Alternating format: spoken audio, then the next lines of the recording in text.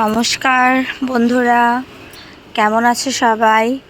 সবাইকে একটা মিষ্টি সকালের শুভেচ্ছা জানিয়ে আজকের ব্লগটা শুরু করছি। এই যে দেখো, বাইরে ঝিরিঝিরি ঝিরিঝিরি বৃষ্টি হচ্ছে। অনেক ভোর ভোর ঘুম থেকেই উঠে গেছি। ঘড়িতে এখন বাজে হচ্ছে 5:30। এতদিন পরে মনে হচ্ছে যে বর্ষাকাল শুরু হয়েছে। আসলে বৃষ্টি ছাড়া বর্ষাকালটা কেমন যেন শূন্য শূন্য লাগে। আজকে বাপের বাড়ি। তোমরা তো আমার আগের ব্লগে দেখেছো যে বেশ কিছুদিন আগে আমার ভাইয়ের আশীর্বাদ গেল। মেয়ে পক্ষের লোকজন এসে আমার ভাইকে আশীর্বাদ করে গেছে। আজকে হচ্ছে আমাদের যেতে হবে মেয়েকে আশীর্বাদ করার জন্য। খুব সুন্দর করে সেজেছে মেয়েটা।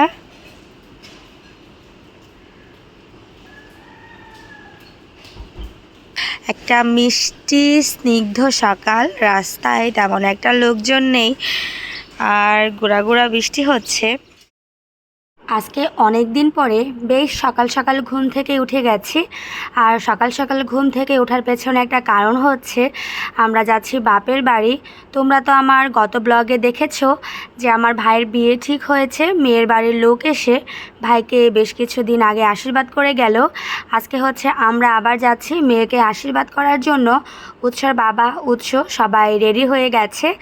আর তোমাদের দাদা এখানে দরজাটাকে লক করে দিল। লক করে দিয়ে আরেকবার চেক করে নিচ্ছে যে ঠিকঠাক আছে কিনা সব কিছু। কালকে সারা রাত বৃষ্টি হয়েছে। বৃষ্টিতে রাস্তাঘাট একদম ভিজে চুপচুপে। আর সকাল সকাল আমরা ব্যাগ ট্যাগ নিয়ে বের হয়ে গেছি বাড়ি যাওয়ার জন্য। আজকে সারাটা দিন কিভাবে কাটালাম এই ব্লগের মধ্যে তোমরা তার সম্পূর্ণটাই দেখতে পারবে। যার কারণে আজকের ব্লগটা কিন্তু একটু বড় হতে চলেছে, তবে তোমরা ধৈর্য ধরে দেখতে থাকো। আশা করছি আজকের এই ব্লগটা তোমাদের ভীষণ ভীষণ ভীষণ ভীষণ ভালো লাগবে। এখনও পর্যন্ত আমাদের তেমন কোনো কিছুই খাওয়া হয়নি। সকাল সকাল ঘুম থেকে উঠেই রেডি টেডি হয়ে একদম বাড়ি থেকে বেরিয়ে এসেছি। আর এখন ক্ষুধাও পেয়ে গেছে প্রচুর। সকালবেলা করে একটা রেস্টুরেন্টে বসে আছি, আর এখানে উৎসর বাবা নাস্তার অর্ডার দিয়ে অপেক্ষা করছে নাস্তার জন্য।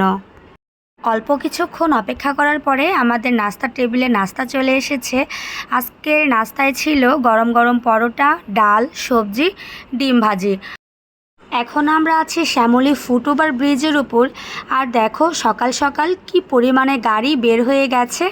এখানে উৎসর বাবা রিক্সা ঠিক করে নিচ্ছে। আমরা রিক্সায় করে এখান থেকে যাব মোহাম্মদপুর চৌরাস্তা, তারপরে সেখান থেকে সিএনজি করে নিয়ে একদম সোজা চলে যাব বাড়িতে। একেবারেই দেরি করা যাবে না আজকে, হাতে কিন্তু সময় খুবই কম। বারবার করে মা বলে দিয়েছে যত তাড়াতাড়ি সম্ভব আমাদের পৌঁছাতে হবে বাড়িতে। আমাদের রিক্সা ঠিক করা হয়ে গেছে। এখন আমরা রিক্সাতে উঠে বসেছি। আমার হাতে তেমন কোনো ব্যাগ ছিল না, ব্যাগ ছিল ছোট্ট একটা, যেটা উৎসর বাবা আজকে ড্রাইভারের কাছে রেখেছে। তো যাই হোক, সকালের ভিউটা কিন্তু অসাধারণ। একদম ফাঁকা রাস্তা, গাড়ি ঘোড়ার চাপ তেমন একটা নেই। যেসব রাস্তায় জ্যামের জন্য বেরি হওয়া যায় না, সেসব রাস্তা আজকে একেবারেই ফাঁকা। খুব ভালো লাগছে, খুব সুন্দর মিষ্টি স্নিগ্ধ একটা সকাল। খুব একটা গরম নেই, হালকা হালকা সকালের শীতল বাতাস গায়ে এসে লাগছিল। পরিবেশটা সত্যিই কিন্তু অসাধারণ ছিল। মোহাম্মদপুর চৌরাস্তাতে পৌঁছানোর সাথে সাথেই ঘটে গেছে একটা অনাকাঙ্ক্ষিত অপ্রত্যাশিত ঘটনা। হাতে যে লাল ব্যাগটা দেখছো, সেই ব্যাগটা কিন্তু ছিল রিক্সার ড্রাইভারের হাতে, আর আমরা বসেছিলাম পেছনে। আর ঘটনাটা কি হয়েছে বলো? এই ব্যাগটাকে রেখেই আমরা নেমে গেছি, আর এই রিক্সাওয়ালা ব্যাগটাকে নিয়ে চলে গেছে। রিক্সাওয়ালা কিন্তু নিজেও বুঝতে পারেনি যে সামনে তার ব্যাগটা রয়েই গেছে। সেই তো গাড়ি থেকে নেমে ব্যাগ খোঁজাখুঁজি, ব্যাগ গেল কোথায়, ব্যাগ গেল কোথায়।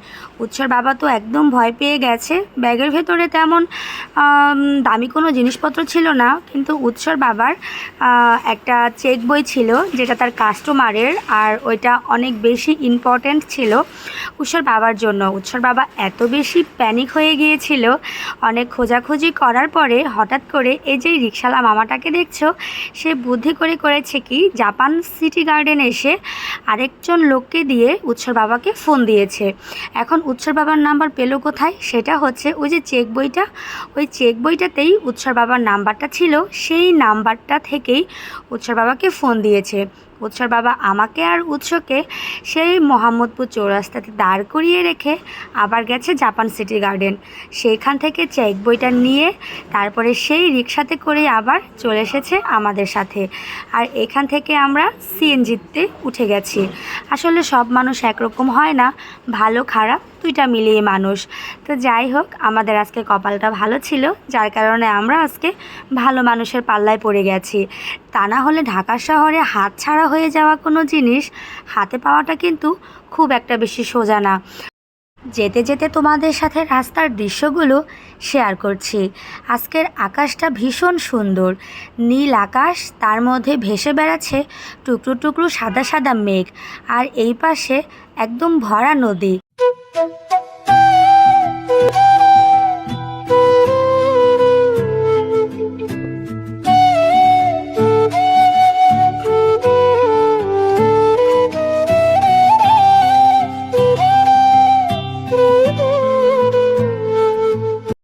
অবশেষে বাসায় এসে পৌঁছেছি। বাসায় এসে এখন স্নান টান করে একটু ফ্রেশ হয়ে নিয়ে এলাম। আর ঘড়িতে এখন বাজে হচ্ছে 1টা।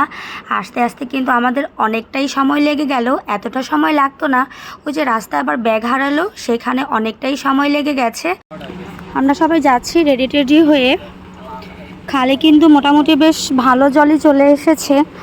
তো এসে 1 মিনিটও রেস্ট নিতে পারিনি, এসে আবার স্নান টান করে সাথে সাথে রেডি টেডি হয়ে আবার বেরিয়ে যাচ্ছি। রাস্তায় দেখা যাচ্ছে আমাদের গাড়ি। আমরা মেয়েকে আশীর্বাদ করার জন্য 3টা অটো নিয়েছি, আর 3টা অটো ভর্তি করা ছিল সবাই। মোটামুটি আমরা 20-25 জন লোকের মতো গিয়েছি। জার্নিটা ছিল অনেক বেশি আনন্দদায়ক। তো যাই হোক, আমিও অটোতেই উঠে বসলাম। অটোটা এখনই ছেড়ে দেবে। আর এই হচ্ছে সুভাষদা হচ্ছে সমস্ত কিছু দেখে শুনে তারপরে হচ্ছে লোকজনকে সব ঠিকঠাক করে গাড়িতে বসিয়ে উনি হচ্ছে অ্যাট লাস্ট গাড়িতে উঠে বসলো। আর এখনই হচ্ছে গাড়িটা ছেড়ে দেবে।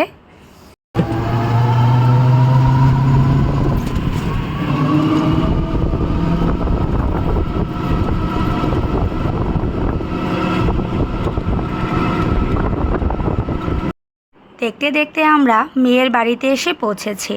মেয়ের বাড়িতে আসার জন্য খুব একটা বেশি সময় লাগে না, সময় লাগে গাড়িতে আসলে পরে 10 মিনিটের মতো।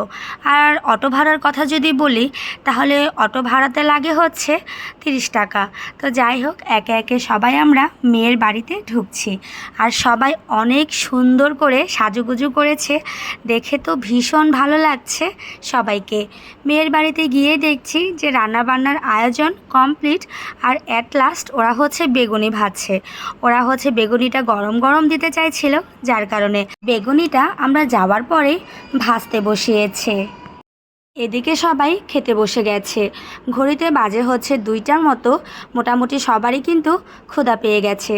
আর আজকের এই অনুষ্ঠানটা ছিল একটা সামাজিক ঘরোয়া অনুষ্ঠান। মোটামুটি এই অনুষ্ঠানকে কেন্দ্র করে সবাই ছিল অনেক হাসি খুশি, খুব মজা পেয়েছি এই অনুষ্ঠানে গিয়ে। খাবারের মেনুতে ছিল অনেক কিছু। সবাই এখানে খুব তৃপ্তি নিয়ে খাচ্ছে, কারণ সবাই কম বেশি ক্ষুধার্ত ছিল। আমি তো প্রচুর ক্ষুধার্ত ছিলাম। সকালবেলা 2টা পরোটা আর ওই ডিম ভাজি ছাড়া আর কিচ্ছু খাইনি। আমার তো ক্ষুধাতে একদম পেটের ইঁদুর নড়াচড়া করছিল। তো যাই হোক, সবার খাওয়া দাওয়া দেখে ক্ষুধা তো আরও বেশি বেড়ে গেল। সবাই এইদিকে জম্পেশ খাওয়া দাওয়া দিচ্ছে, আর উৎসর বাবা তো ওইদিকে খাওয়া দাওয়া সব কিছু ভুলে গিয়ে সে আড্ডা দিতে বসে গেছে। তার কাছে শ্বশুরবাড়ি মানে একটা বিশাল আড্ডার জায়গা, ভীষণ আনন্দের জায়গা।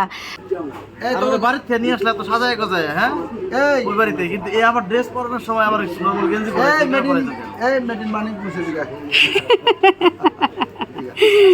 যে যা খুশি তাই করুক, আমার উৎস কিন্তু সবসময় থাকে আনন্দে।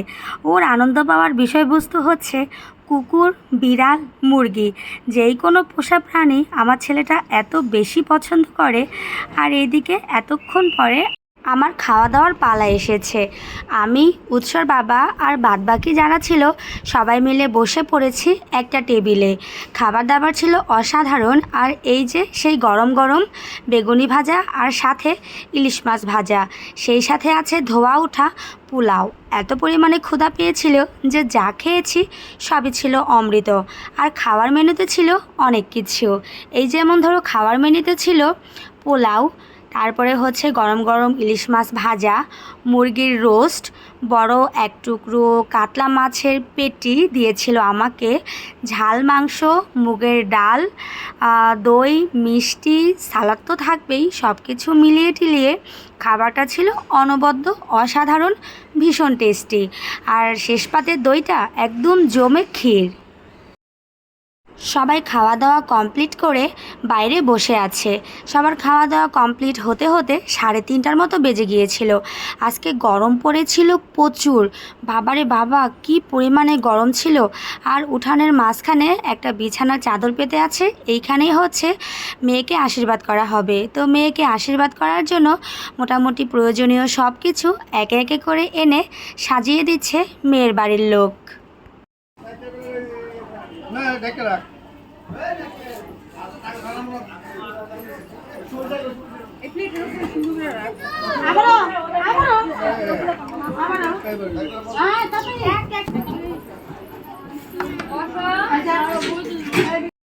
এই হচ্ছে আমার ভাইয়ের বউ, যে নাকি ঘর থেকে বেরিয়ে সবাইকে প্রণাম করে নিচ্ছে। আর কালো শাড়ি পরা সে হচ্ছে মেয়ের মা। তো সব কিছু মিলিয়ে একটা ঘরোয়া খুব আনন্দঘন অনুষ্ঠান, সব কিছু মিলিয়ে ছিল অসাধারণ। আর আমি এই ব্লগটা কিন্তু দিয়েছি বিয়ের অনেক পরে। আমার ভাইয়ের বিয়ে হয়ে গেছে আষাঢ়ের 30 তারিখে। বিভিন্ন সমস্যার কারণে কোটা আন্দোলন বা আদার্স আরও অনেক প্রবলেম, নেটওয়ার্ক বন্ধ, তো নানান কারণের জন্য ব্লগগুলো অনেক বেশি লেট হয়ে গেছে। যার কারণে আমার আর এখন মেয়ের ফেস দেখাতে তেমন একটা কোনো দ্বিধা নেই। এখানে হচ্ছে প্রদীপ জ্বালিয়ে দিচ্ছে। বাড়ি ভর্তি লোকজন, একদম অনুষ্ঠান বাড়ি, পুরো জাঁকজমকপূর্ণ। এত ভালো লেগেছিল সেই দিনটা। সবাইকে এত বেশি পছন্দ হয়েছিল। মেয়ের বাড়ির সবার কথাবার্তা, আচার আচরণ সবই ছিল অসাধারণ। তো এখানে মেয়েকে একটা চাদরে পেতে বসিয়ে দেয়া হয়েছে। এখন হচ্ছে একে একে সবাই আশীর্বাদ করবে। সবার আগে আশীর্বাদ করছে হচ্ছে আমার মা, ধান দুব্বা দিয়ে তার ছেলের বউকে বরণ করে নিচ্ছে।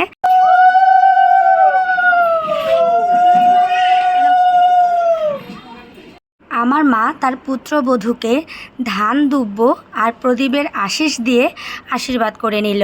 আর এখন খাইয়ে দিচ্ছে মিষ্টি। মা খাইয়ে দিচ্ছে তার পুত্রবধূকে, আর পুত্রবধূ খাইয়ে দেবে তার শাশুড়িকে। বউ শাশুড়ির এই ভালোবাসা যেন সারা জীবন এভাবেই অটুট থাকে, মন থেকে এই কামনাই করি। এখন হচ্ছে মা তার ছেলের বউকে আংটি পরিয়ে আশীর্বাদ করে দিল। এবার হচ্ছে একে একে সবার পালা। আস্তে আস্তে একে একে করে সবাই আশীর্বাদ করবে মেয়েকে, ছোট বড় প্রত্যেকেই। এ যেন নতুন জীবনের শুভ পদক্ষেপ। এই শুভ পদক্ষেপ যেন সারা জীবন শুভই থাকে, সেই কামনায় বারবার আসছিল আমার মন থেকে।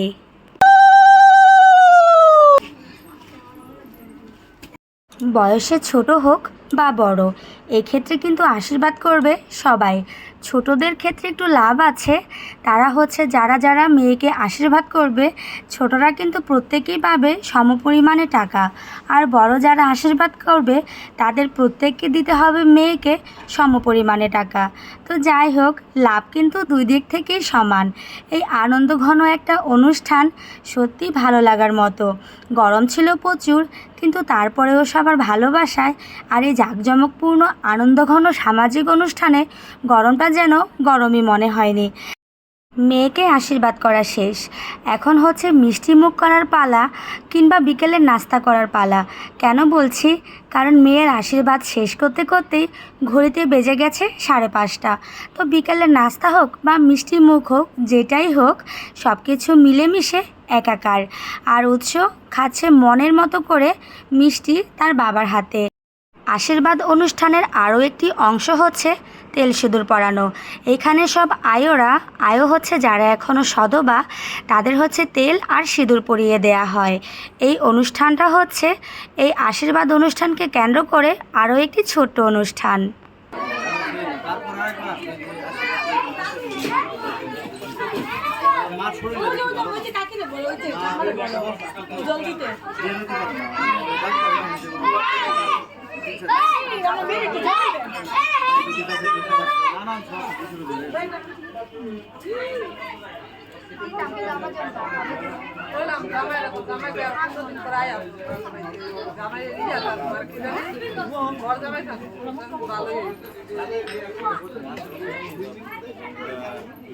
আশীর্বাদের অনুষ্ঠান শেষ করতে করতে সন্ধ্যা প্রায় ছুঁই ছুঁই। খুব সুন্দর একটা সুশৃঙ্খলভাবে সামাজিক অনুষ্ঠান সম্পূর্ণ হয়ে গেল। এখন হচ্ছে বাড়ি ফেরার পালা। যে যার যার মতো এখন বাড়ি ফিরে যাচ্ছে, আর আমাকে ফিরে আসতে হবে উল্টো আবার ঢাকাতেই। সবাই বারবার করে বলছিল থেকে যাওয়ার জন্য, কিন্তু আমার থাকার কোনোই উপায় নেই।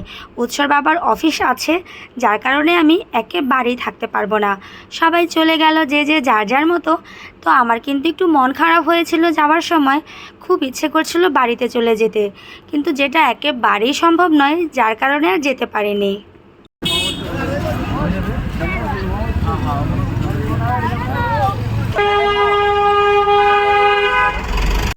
বাড়িতে যেতে পারিনি বলে একটু মন খারাপ নিয়েই ফিরে আসছি ঢাকা। আর এই যে পশ্চিম দিকটা কি অপূর্ব সুন্দর লাগছে দেখো। দেখে মনে হচ্ছে সোনালি আলো ছড়িয়ে দিয়ে সিঁদুর মাখা সূর্যটা এই মাত্রই পশ্চিম দিকে অস্ত গেল। কি অপূর্ব সুন্দর দেখতে দৃশ্যটা, একদম চোখ জুড়িয়ে যাওয়ার মতো। এত সুন্দর দৃশ্য দেখলে মন খারাপের তো কোনো প্রশ্নই আসে না, আরও মনে এত সুন্দর শান্তি মেলে যেটা বলে বোঝাতে পারবো না। বলার মতো কোনো ভাষা এই মুহূর্তে আমি খুঁজে পাচ্ছি না। সত্যি এই সৌন্দর্য চোখে ধরে রাখার মতো। সূর্য অস্ত যাওয়ার সাথে সাথেই নেমে যাবে সন্ধ্যা, কিন্তু এই রাশটা মনের মধ্যে থেকে যাবে অনেকক্ষণ।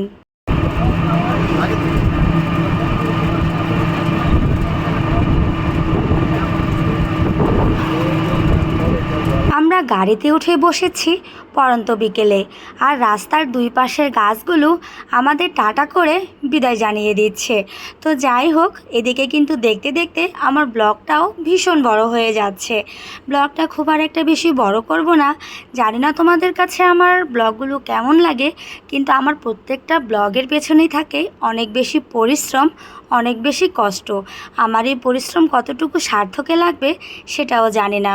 খুব সুন্দর একটা দৃশ্যের সাথেই আজকের ব্লগটা আমি শেষ করে দিচ্ছি তোমাদের থেকে বিদায় নিয়ে।